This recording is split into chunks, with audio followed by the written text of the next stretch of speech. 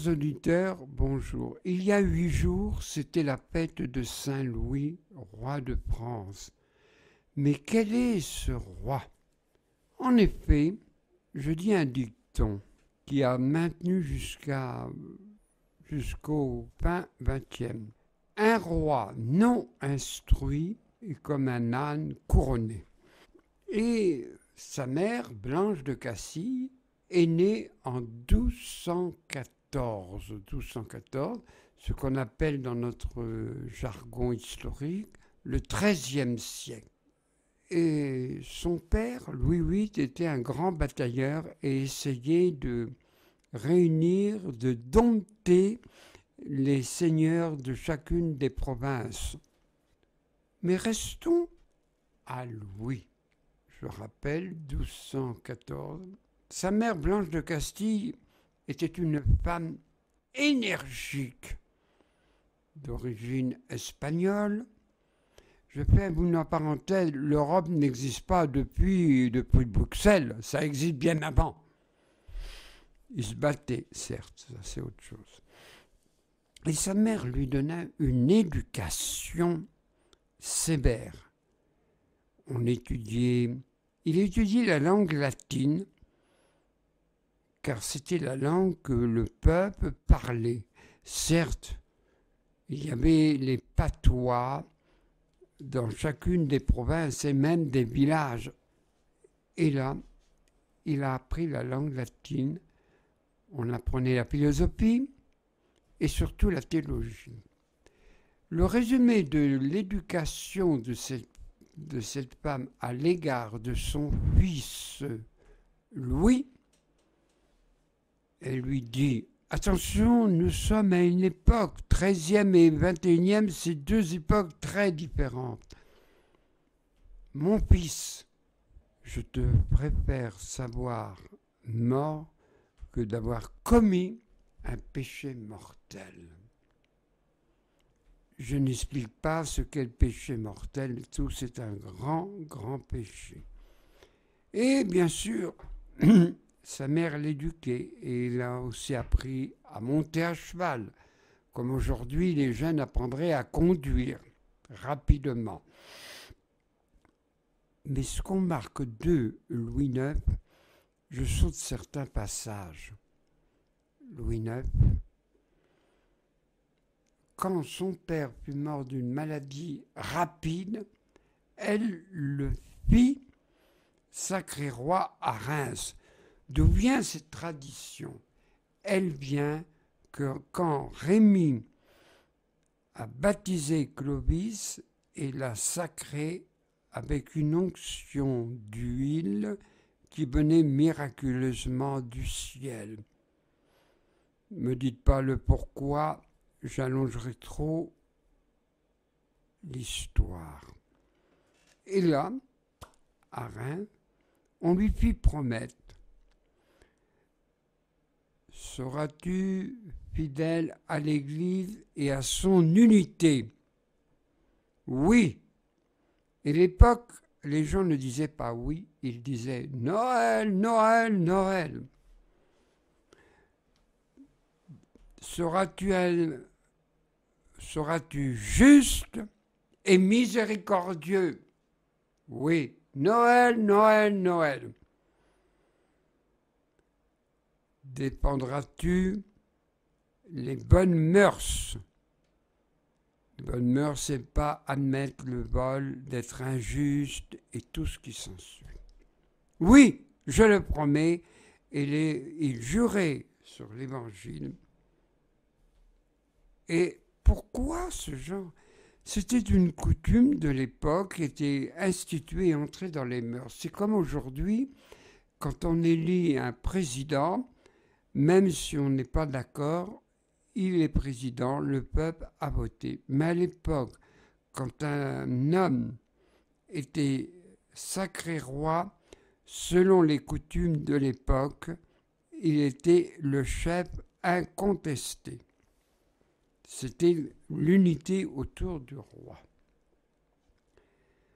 Aussi, Louis eut à combattre contre les seigneurs qui s'opposaient à la royauté.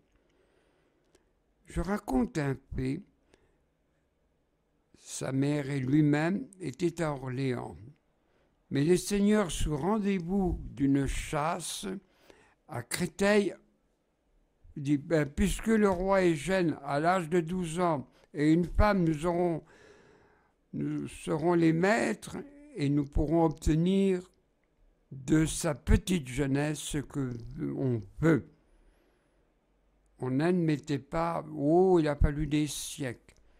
Mais cependant, averti par un gars qui a trahi, un seigneur a dit, alors la reine en peu avertie, elle se protégea au château de Montlhéry et prévient le bon peuple de Paris de l'époque, et tout le peuple qui aimait ce jeune roi était là pour le protéger, et les seigneurs n'eurent pas le courage de foncer dans ce peuple. Et bien sûr, Louis IX reçut une éducation sévère. C'est ce qui a fait un homme remarquable. Aussi, Louis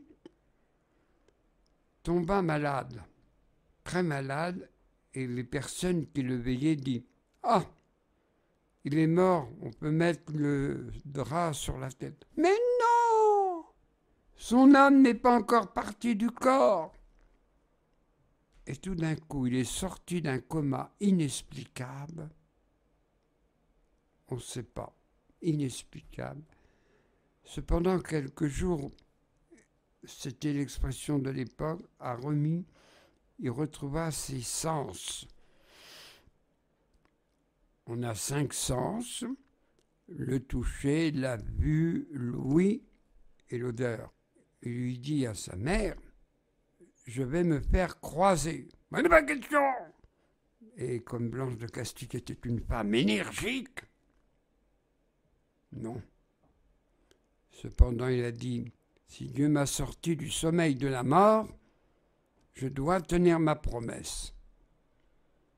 Et il organisa, il a fallu des années, ça ne s'organisait pas. Il a fallu des années pour organiser cette croisade.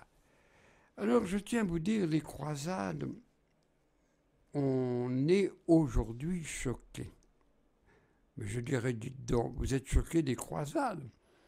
En lieu, les croisades avaient lieu pour libérer les lieux où Jésus était passé, surtout le Saint-Sépulcre où il avait été mis mort et ressuscité, Nazareth, Bethléem, et les pauvres chrétiens étaient soit volés, soit massacrés. Les croisades avaient ce but. Les croisades avaient ce but. Mais les croisades ont dévié, beaucoup. Mais on critique un passé depuis longtemps, d'ailleurs qui reste encore des plaies énormes. Mais dites donc, nous, ceux du XXe et XXIe siècle, on a fait des grosses bêtises. Les 2 bombes atomiques de 1945, Hiroshima, Nagasaki, les camps de la mort avec Hitler, Staline, Mao, et on ose critiquer. Alors, quand on ne comprend pas une chose, il ne faut jamais juger une époque par rapport à nos regards du XXIe siècle. Je ne raconterai pas les épisodes des croisades, car le temps nous est marqué, mais rappelez-vous que les croisades, elles ont eu bien sûr des déviations énormes. Il y en a, ils n'allaient pas pour un but de chrétienté, pour laisser le passage, mais c'était simplement pour gagner de l'argent. Et Saint-Louis a été pendant 6 ans une grosse perte militaire énorme. Comme j'ai dit, je ne raconterai pas cette bataille. Et Saint-Louis a renforcé le protectorat français qui était en Syrie. À l'époque, c'était sous le protectorat français, la Syrie, Saint-Jean d'Acre et tout. Et ce qu'on appelle aujourd'hui le Liban. Et Louis a promis de protéger le Liban, ce pourquoi la France a un lien spécial avec le Liban.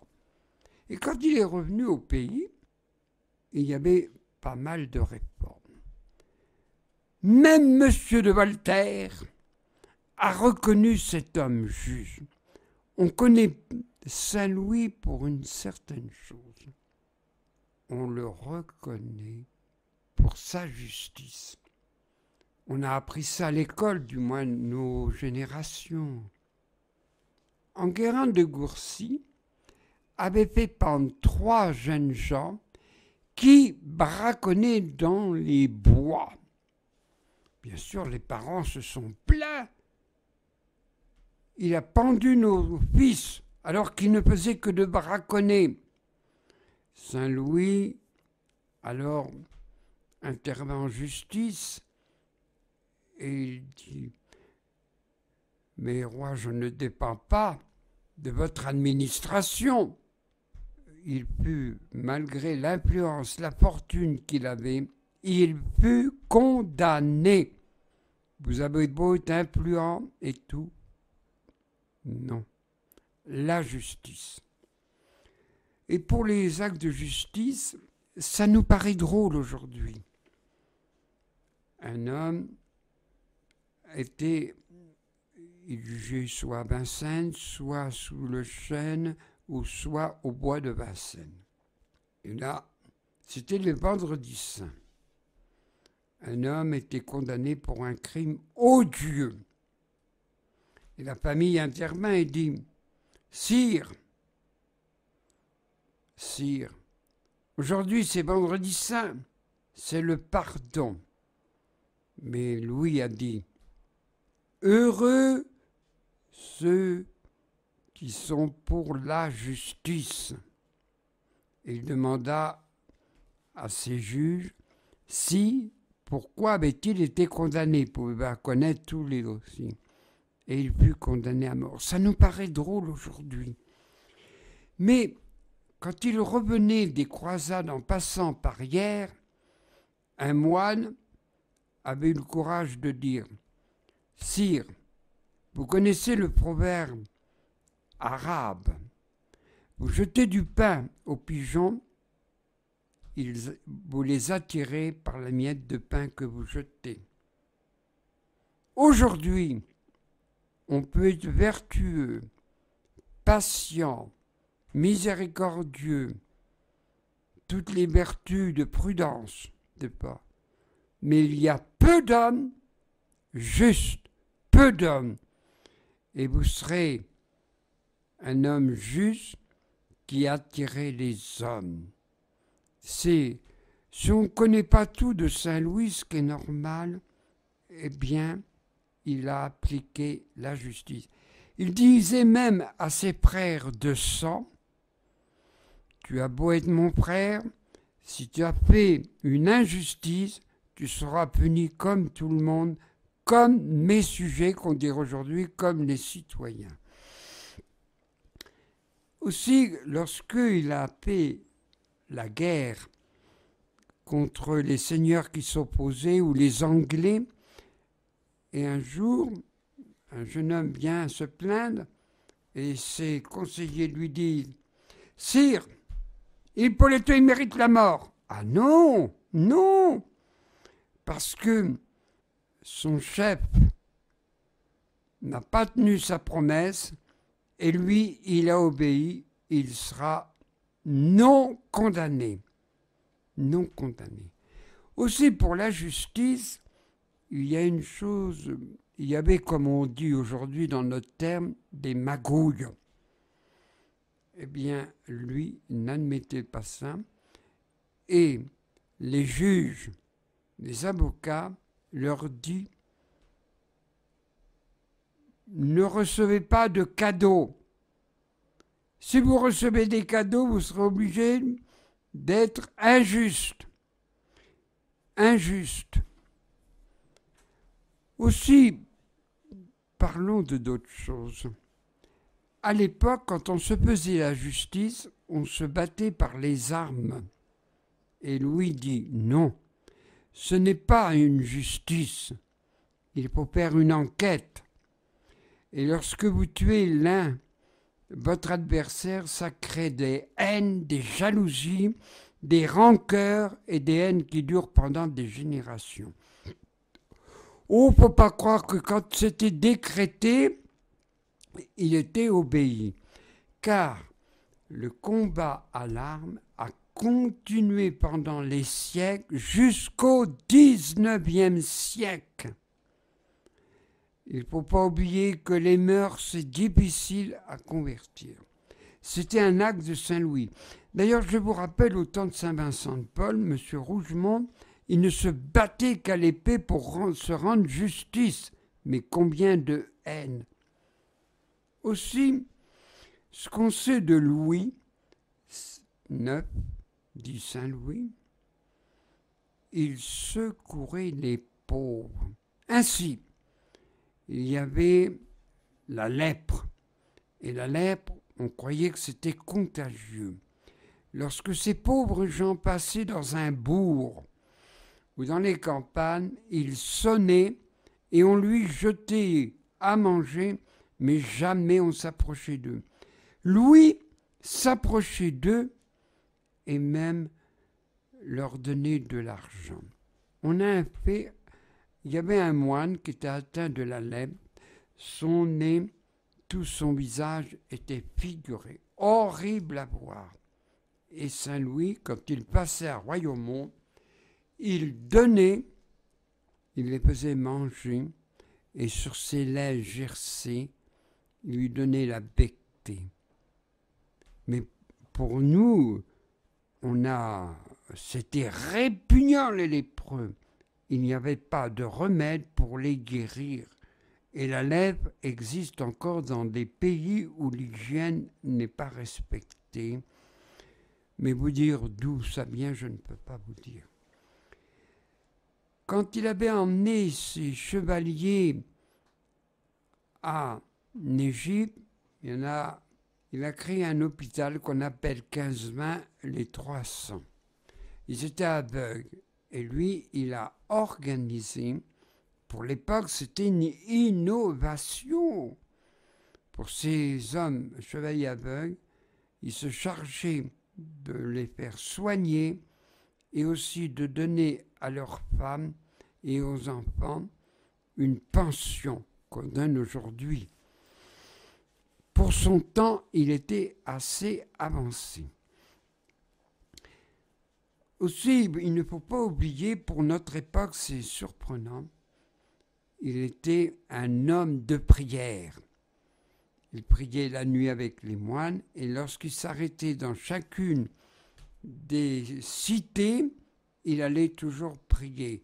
Même une femme lui fit la réflexion. « Ah, vous êtes que roi, un roi du clergé. » Il dit « Laissez-la parler. » Et il répondit « Oui, Dieu aurait choisi un homme qui saurait mieux gouverner, mais Dieu m'a donné cette fonction. » Aussi, voyons, Saint Louis était d'une piété, mais pas une piété nièvre, d'une grande charité, d'une grande charité. Les pauvres étaient toujours à sa table, n'importe quel pauvre. Et un jour, on lui dit, mais Louis, vous êtes toujours en train de faire des prières. Et nous vous en faisons le reproche. Il leur dit, dites donc, si je réservais mon temps à la chasse, au banquet, vous me direz rien, et quand je prie, vous me faites des reproches. Il avait une conscience, Louis IX, aussi sur la justice que j'ai oublié de dire. Il y avait beaucoup d'usuriers qui, pour les pauvres ou ceux qui avaient peu de moyens, pour investir, il leur donnait à des pourcentages énormes. Il a eu beaucoup à lutter contre ces usuriers. Aussi, Louis était un grand constructeur. Le roi Baudouin II de Constantinople était en déficit budgétaire. Ça, les déficits budgétaires, on connaît, nous, de notre République. Et il acheta la couronne d'épines et d'autres objets qui ont servi au Christ notre Sauveur. Et il alla à la rencontre des émissaires que Baudouin II avait envoyés, cette fameuse couronne d'épines. Il fit construire une merveille, une chapelle, et là, cette chapelle fut construite en 3 ans à peine. Si un jour vous allez à Paris, que vous allez visiter la Sainte-Chapelle, comme il est dit, c'était pour à l'époque abriter cette relique si précieuse, la couronne d'épines de Jésus. C'est une beauté. Surtout les vitraux. Une beauté. Allez-y le matin, à cause du soleil levant, et le soleil donne sur ces vitraux, je répète, avec une grande beauté, une beauté admirable. Aussi, il a fondé la Sorbonne. Bien sûr, il y avait pas mal d'étudiants, il y avait ceux qui étaient des fils de seigneurs qui étudiaient à Paris. Mais les pauvres, ils ne savaient pas où loger. D'ailleurs, ce qui nous surprend, on donnait les cours dans des cours intérieurs sur des bottes de paille. Et lui, il a tout fait pour aider ces pauvres. C'est Sorbonne qui s'est associé avec lui et ce qu'on appelle aujourd'hui la première grande université, la Sorbonne, qui existe toujours. Bien sûr, il y a d'autres universités qui se sont développées. Un jour, Joinville, d'ailleurs, Joinville, c'est par lui qu'on connaît Louis IX. Et un jour, ils étaient très amis, et Joinville avait cette qualité de répondre franchement, de ne pas tourner en rond. Il lui dit, écoute, aimerais-tu être lépreux ou faire un péché mortel? Elle lui dit non, je préfère mourir, je préfère un péché mortel que de avoir la lèpre.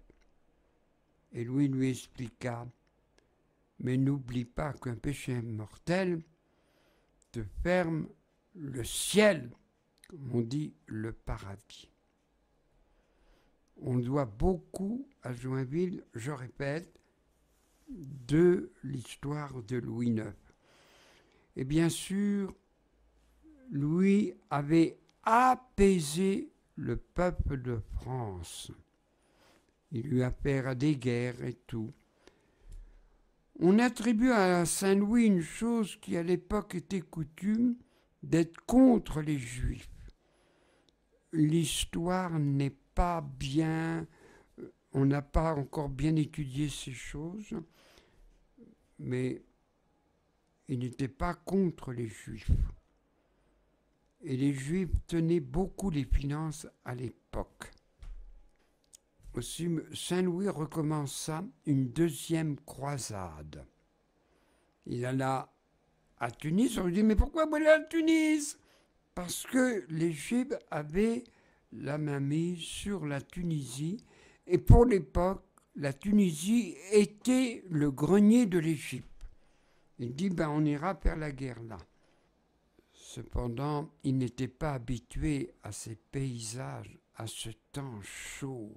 Ils ont attrapé la dysenterie, la peste, et Saint-Louis fut mort dans les 50 années de son existence, le 25 août 1270. Et il est resté dans les mémoires jusqu'à nos jours. Il a été enterré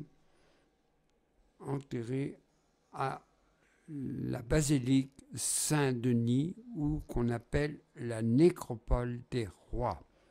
Saint-Louis a eu encore un grand prestige. À l'école des futurs prêtres, qu'on appelle séminaristes, l'école Saint-Louis. Et beaucoup de jeunes gens portent ce nom de Saint-Louis, roi de France. C'est un peu résumé. Et Saint-Louis aussi, le 25 août 1945, Paris fut délivré grâce à l'intervention céleste de Saint-Louis. Le 25 août, le Paris fut délivré.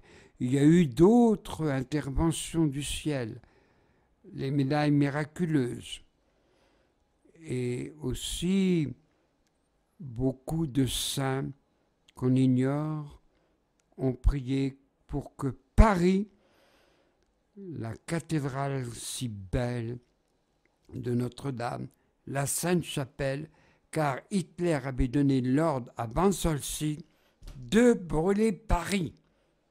Mais c'était un homme humaniste et il avait compris qu'Hitler était un fou furieux, dangereux.